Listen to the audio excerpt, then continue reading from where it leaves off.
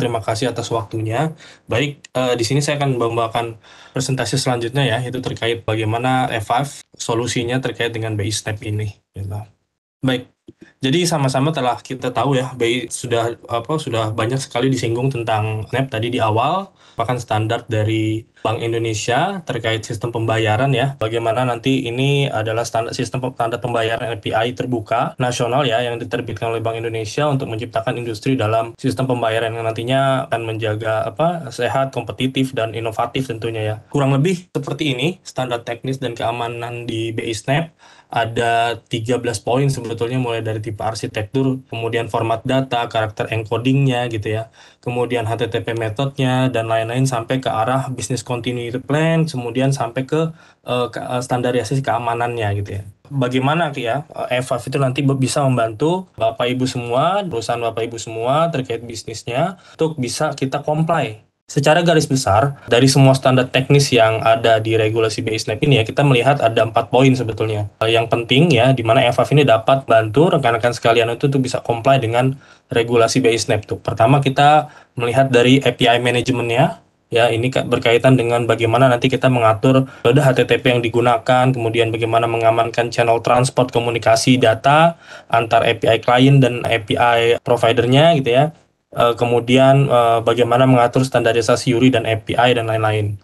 Kemudian juga ada business continuity plan, ya ini berkaitan dengan bagaimana kita dapat memastikan bahwa service API yang sudah kita publish, yang kemudian bisa dikonsum sama pengguna kita itu juga bisa tetap selalu reliable, available dan tentunya scalable.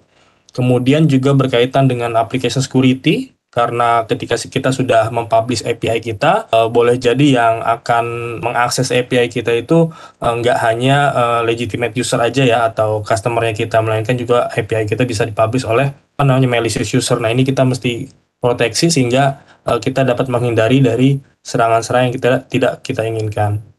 Kemudian juga ada fraud protection ya, di mana ini berkaitan dengan bagaimana kita bisa melindungi tidak hanya sistem pembayaran kita aja, tapi juga pengguna kita nih dan pihak terkait lainnya ya, dari tindak-tindak fraudulent atau kejahatan ya pada saat aktivitas transaksinya berlangsung gitu loh. Solusi yang pertama itu berkaitan dengan API management.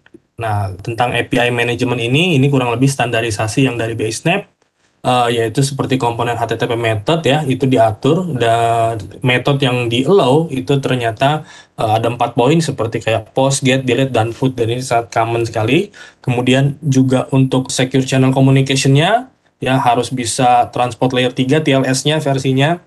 Kemudian untuk negosiasi TLS poin 2 juga, kemudian juga diatur minimum model enkripsinya ya untuk setiap masing-masing versi TLS-nya ini. Kemudian juga standarisasi untuk URI path-nya dari API yang kita gunakan. Nah, ini berkaitan dengan API manajemen. Jadi nanti manajemen ini diperlukan untuk dengan pertimbangan bahwa nanti open API pembayaran itu berbasis Snap ini tidak dapat diakses secara langsung oleh publik gitu ya. Nah, harus ada proses administrasi nih sebelum pengguna layanan itu dapat mengakses Open API. Untuk itu nanti kita di F5 itu kita bisa gunakan solusinya F5 itu menggunakan Nginx Plus ya. Kita punya namanya Nginx Plus. Itu nanti kita bisa deploy dia sebagai API gateway.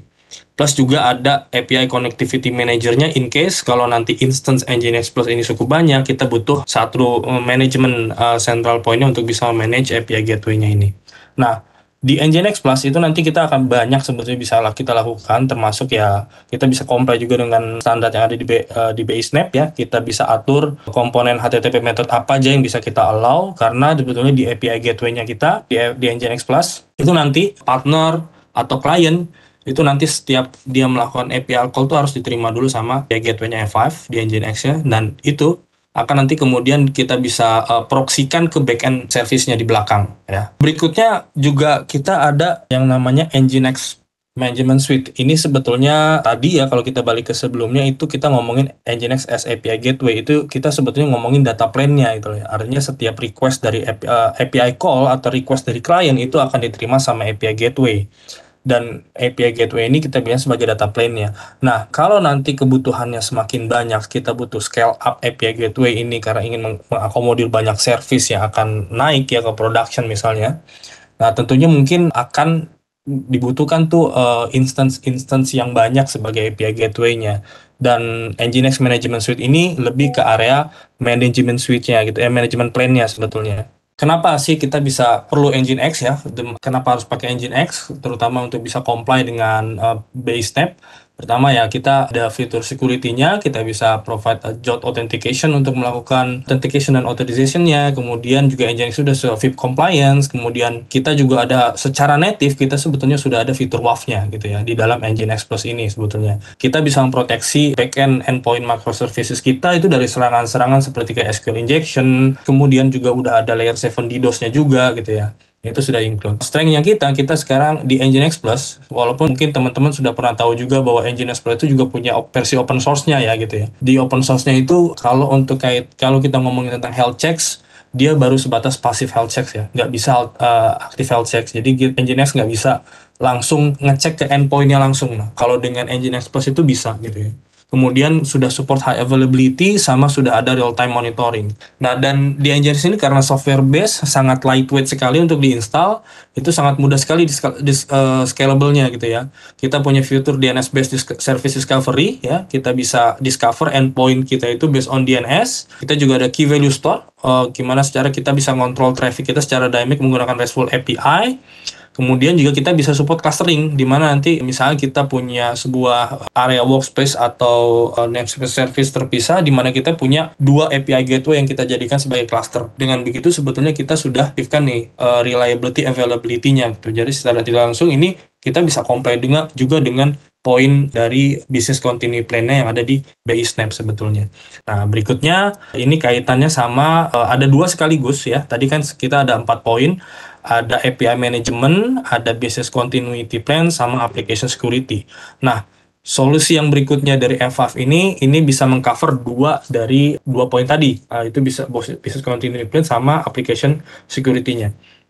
Nah, kalau kita lihat untuk business continuity plan, standarnya BI Snap adalah reliability, availability, dan scalability gitu ya. Dimana kita mesti memastikan nih ketersediaan data dan layanan ini serta kelangsungan proses bisnis kita juga gitu ya. Di sini kita di F5 itu kita punya solusi yang namanya F5 XCS. Oke, sebuah produk baru, platform baru yang sifatnya SaaS-based yang kita sebut dengan F5 Distributed Cloud Services. Di mana di situ udah ada berbagai macam services yang bisa kita manfaatkan, yang kita bisa gunakan untuk kelangsungan bisnis kita. Mulai dari ada web application firewall-nya, kemudian ada juga API protection-nya di situ. Yang berikutnya adalah application security. Ini salah standar berikutnya itu di standar BI Snap.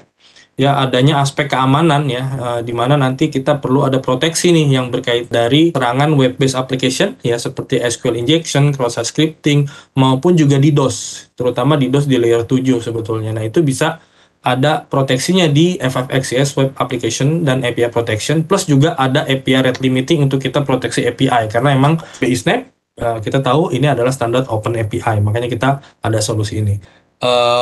WAAP atau WAP as a service. Jadi ini adalah service-nya di F5 Distributed Cloud, di mana situ sudah ada WAF-nya di sini, ada WAF-nya, ada macam-macam. Di dalam web application firewall itu kita sudah ada DDoS mitigation, sudah ada web application firewall-nya, sudah ada bot defense-nya dan API security-nya.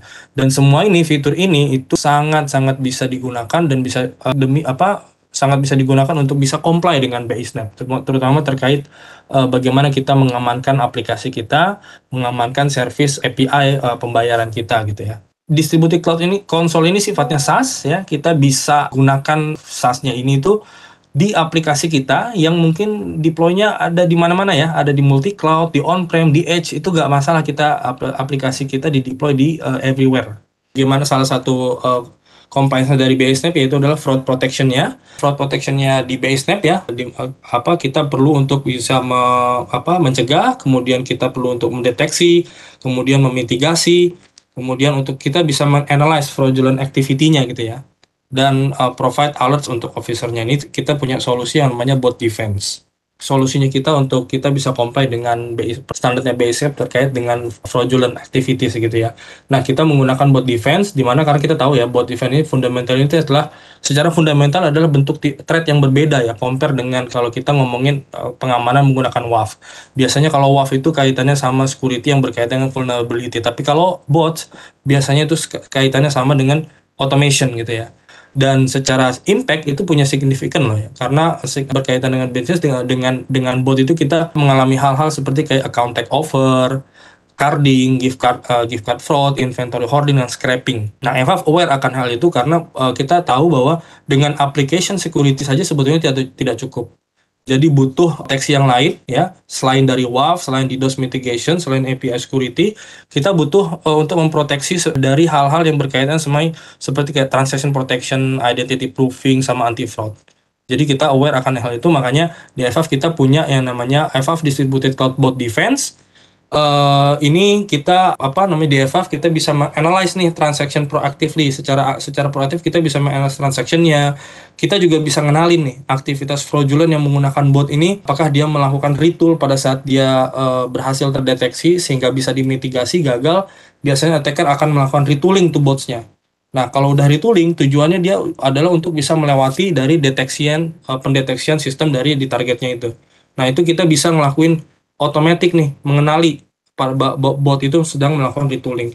Nah, ini secara FF Security dan portofolionya kita ya, yang kita lakukan untuk fraudulent itu ada secure telemetry, kita punya ada telemetri yang diambil ya dari klien kita, ada artificial intelligence machine learning juga, ada threat management center di sini SOC-nya kita sama network intelligence. Jadi dengan fraudulent ini kita bisa ada dua versi sebetulnya, ada service yang bisa kita sendiri configure atau kita bisa manage service. Jadi di sini di FF bot defense ini ada yang sifatnya manage service juga gitu. Di standarnya BISAP salah satunya kita juga bisa proteksi nih, ada account protection, tujuannya untuk kita bisa proteksi fraud yang kaitannya dari account open protection. Jadi dari mulai user itu membuka account di kita bisa analyze behavior-nya seperti apa sehingga kita bisa proteksi dari awal.